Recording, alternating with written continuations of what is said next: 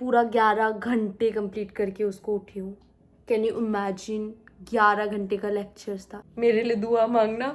Alarm rang at 4:50 AM, but did I wake up? No. Could I wake up? No. Did I have a choice? Yes, but also no. So finally I woke up at 5:30. Hello everyone, welcome back to my channel. I just woke up and now let's freshen up and then we will start with the study session. All right? आज मैंने plan कर रखा था बहुत लंबे hours तक मुझे पढ़ना है, तो मैंने सुबह सुबह अपना नहा लिया और यही मुझे सबसे बड़ा टास्क लगता है, सच बोलूँ तो नहाने का काम। और मैं बहुत लेट हो जाती हूँ, तो आज मैं सुबह सुबह मैंने नहा लिया एंड आज से मैंने एक नया चीज़ शुरू किया, सूर्यदेव को जल चढ़ाना। एक एस्पिरेंट के लाइफ में नए नए रिचुअल शुरू होते हैं। पोमोडोरो टेक्निक ले लो, टाइम ब्लॉकिंग, अर्ली वेकिंग और अब सूर्य जी को आराध्या। वैसे इसके बेनिफिट्स भी है। देखो, aspirant life means pressure cooker की तरह स्ट्रेस। ये रिचुअल सिर्फ एक ट्रेडिशन नहीं, एक माइंडफुल प्रैक्टिस भी है। जब पानी गिरता है लगता है सारा टेंशन भी गिर रहा है। प्लस सूर्य देव से डायरेक्ट एनर्जी लेना बहुत ज़रूरी है, वरना सिलेबस की हीट तो ऑलरेडी तपता रहता है। यहाँ पे मैं एक पौधा ले आई थी, उसी को लेके वापस जा रही थी। उसी के ऊपर मैंने सूर्यदेव को पानी दिखाकर जल अर्पित किया, ताकि मेरा एक तीर से दो निशाना हो जाए। सूर्यदेव को पानी भी मैं चढ़ा दूँ और प्लांट को भी पानी मिल जाए। देखो, हमें बनना है फ्यूचर ऑफिसर। दैट मीन्स हमें लर्न करना होगा how to utilise limited resources in the most efficient way, right? तो अब मैं हो गई हूँ ready and bam, I am shining brighter than a freshly printed UPSC syllabus, looking so fresh that even my books might start respecting me today. So अपने face का different angle लेने के बाद हम लग गए पढ़ने, और यहाँ पे मैंने शुरू कर दिया था इंटरनेशनल रिलेशंस आज। You know, India's foreign policy and aspirants' life have one common rule: strategic autonomy. Just like India maintains its independence in global affairs, we too balance between sleeping a little extra and staying disciplined. यहाँ पे मैं foreign policy के बारे में पढ़ रही थी, तो अभी मैं आपसे बहुत इंटरेस्टिंग चीज़ें बात करूंगी, लेकिन इससे पहले एक इंपॉर्टेंट अनाउंसमेंट है। टेक्स्ट बुक पास एलीट लेकर आया है एक ऑल इन वन सोल्यूशन। इसमें तुम्हें मिलेंगे वो सब कुछ जो सीरियस एस्पिरेंट्स को चाहिए। इसमें आपको मिलेंगे 300+ टेस्ट, फिर पिछले सालों के पेपर्स, एनसीईआरटीज़ का proper coverage, daily current affairs और मेंस के लिए टेस्ट सीरीज। तो इफ़ यू आर समवन जिसने अभी तक किसी भी टेस्ट सीरीज में एनरोल नहीं किया, तो और इंतज़ार क्यों करना, अभी एनरोल करो। और अगर एक्स्ट्रा 10% डिस्काउंट चाहिए तो कूपन कोड PAUL10 यूज़ करना मत भूलना।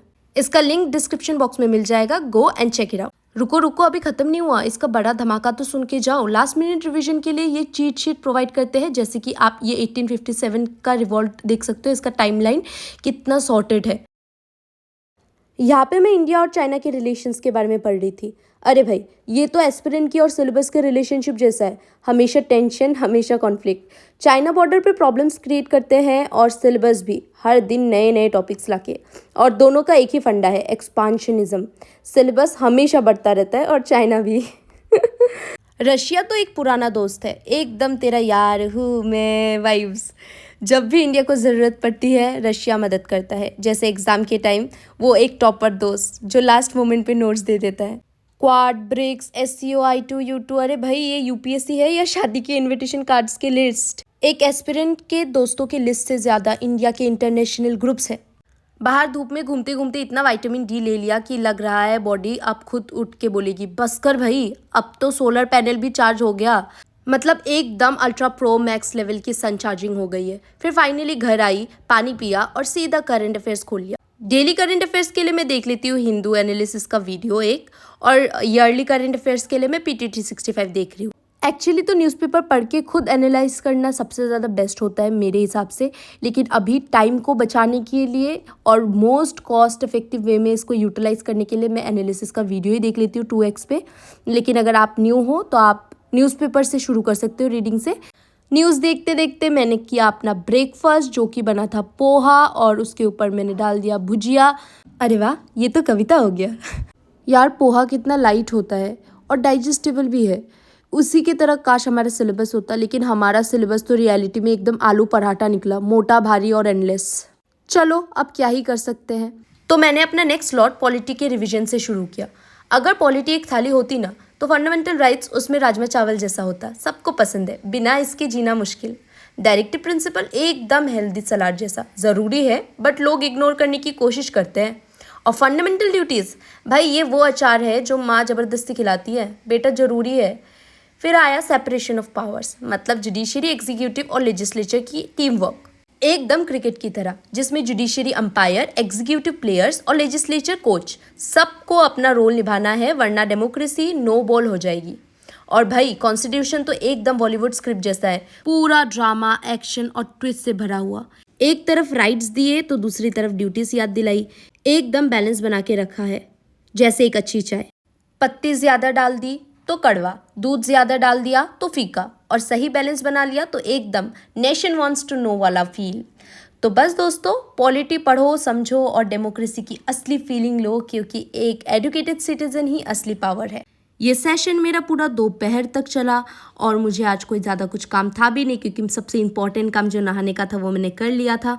तो इस लेक्चर्स को ख़त्म किया, कुछ नोट्स बनाए, फिर दोपहर को पता नहीं यार खाने का कुछ मन नहीं कर रहा था, तो थोड़ा सा शाम के टाइम, मतलब लाइक 4 बजे के टाइम में चली गई बाहर थोड़ा माइंड फ्रेश करने, और रास्ते में मैंने पी लिया गन्ने का जूस, और ये पीने के बाद बहुत रिफ्रेशिंग फील हुआ। वापस घर आ गई, आकर मैंने अपना स्टडी स्लॉट फिर से शुरू कर दिया जहाँ मैं छोड़ के गई थी। शाम का टाइम है और पूरा फोकस अब CUET प्रिपरेशन पर होगी, मतलब अब बस एक मिशन, जितना भी टाइम बचा है सब कुछ CUET के नाम। यहाँ मैं लेक्चर देख रही थी और पता नहीं ये कब ख़त्म होगा, पर ख़त्म तो आज ही करना है, मतलब एकदम मैराथन मोड ऑन। जितना भी सिलेबस पेंडिंग है सब रिवाइज करना है, और टॉपिक्स भाई सब कुछ रिवाइज हो रहा है। पहले IPT, उसके बाद वेस्टर्न पॉलिटिकल थॉट, जहाँ प्लेटो, एरिस्टोटल और लॉक अपनी फिलोसॉफिकल ज्ञान की दुकान लगाए बैठे हैं। और सच बोलूँ तो मुझे ये फिलोसॉफिकल ज्ञान की दुकान बहुत पसंद है, क्योंकि मुझे फिलोसॉफी बहुत पसंद है। मुझे सबसे ज़्यादा एक्चुअली वेस्टर्न पॉलिटिकल थॉट ही पढ़ना अच्छा लगता है, उनके थिंकर्स पढ़ना अच्छा लगता है, वो जो बोलते हैं। फिर उसके बाद मैंने किया ग्लोबल इश्यूज़, मतलब पूरा दुनिया का दुख दर्द समझना पड़ रहा है। उसके बाद पब्लिक पॉलिसी, जो सुनने में सिंपल लगता है ना, लेकिन अंदर से ये एकदम पॉलिसी पजल होता है, बहुत भाई बहुत टेक्निकल होता है। ये पब्लिक पॉलिसी जो हम पढ़ते हैं ये इतना इजी नहीं, बस पॉलिसी बना दिया, उसमें बहुत कुछ आते हैं। मतलब देख लो, एक तरफ लोगों की डिमांड्स होती है, दूसरी तरफ गवर्नमेंट के रिसोर्सेज की लिमिटेशन, तीसरी तरफ ब्यूरोक्रेसी अपनी स्लो मोशन मोड में होती है, और चौथी तरफ पॉलिटिकल प्रेशर का अलग खेल। अब इस सब को बैलेंस करना है और एक सॉलिड पॉलिसी बनाना है जो सबका भला करे, इकोनॉमी भी सही रहे और पॉलिटिकल दोस्तों को भी खुश रखे। और यहाँ सिर्फ बनाने का नहीं, इम्प्लीमेंट करने का भी झंझट होता है। चलो इस बारे में कभी और बात करेंगे। पढ़ाई के बीच में मैंने अपना चाय ब्रेक किया, फिर पढ़ने बैठ गई। भाई पता है, आज 11 आवर्स की मैंने एक मैराथन क्लास स्टार्ट की थी, एंड पूरा 11 घंटे कंप्लीट करके उसको उठी हूँ। कैन यू इमेजिन, 11 घंटे का लेक्चर्स था। हाँ, वो अलग बात है कि मैंने 2x पे उसको देखा, तो वो उस हिसाब से 6.5 घंटा मान लो। मैंने पूरा लेक्चर देखा कंटिन्यूअसली बैठ के। हाँ, बीच में ब्रेक भी लिया था थोड़ा सा, लेकिन यार फिर भी तुम सोचो 11 घंटे का लेक्चर था, मतलब मेरे दिमाग में तो 11 घंटे का ही मटेरियल गया ना, कंटेंट तो। बेशक मैंने उसको स्पीड से देखा, अगर मैंने उसको 2x में देखा भी तो इतना ज़्यादा प्रॉब्लम नहीं होगा, क्योंकि मेरा ऑलरेडी वो पढ़ा हो चुका था, मैंने बस एज ए रिविजन उसको देखा। लेकिन I am totally exhausted now. बस ये आज का लास्ट दिन है, और उसके बाद से कम्प्लीटली मेरा फोकस रहेगा UPSC पे। मैंने आज वो जो 11 घंटे का लेक्चर था वो मैंने ख़त्म किया अपना CUET के लिए। और मैं अभी सोच रही, पता है, ये जो मैंने इतना ज़्यादा जोर लगाया ना इस पे लास्ट मोमेंट पे, तो मुझे अभी लगता है कि मुझे UPSC के लिए भी ऐसा ही जोर कुछ लगाना पड़ेगा। जल्दी ही मैं स्ट्रैटेजी शेयर करूँगी आप लोगों से, बने रहिएगा। विल शेयर द स्ट्रैटेजी कि कैसे कैसे हम जल्दी जल्दी सब कुछ कंप्लीट करें। UPSC की भी बहुत चीज़ें हैं, है ना, तो वो हमको करना होगा साथ में। तो let's see, I hope you like this video. आज के लिए यही रखते हैं, अब भी मैं सोने जाऊंगी निश्चिंत होके। कल बस मैं उठूंगी, और 2 दिन बचे हैं बस एग्ज़ाम के लिए, तो मैं क्या करूँगी, कल और परसों बस रिविज़न कर लूँगी और MCQs फिर से सॉल्व कर लूँगी, बस मेरा हो जाएगा, मेरा डन है। अब बस राम भरोसे मेरे लिए दुआ मांगना कि मेरा एग्ज़ाम अच्छा जाए, बिकॉज आई रियली वांट कि ये एग्ज़ाम अच्छा जाए मेरा। और उसके बाद मिलेंगे फिर नेक्स्ट व्लॉग में। ओके चलो, बाय, टेक केयर।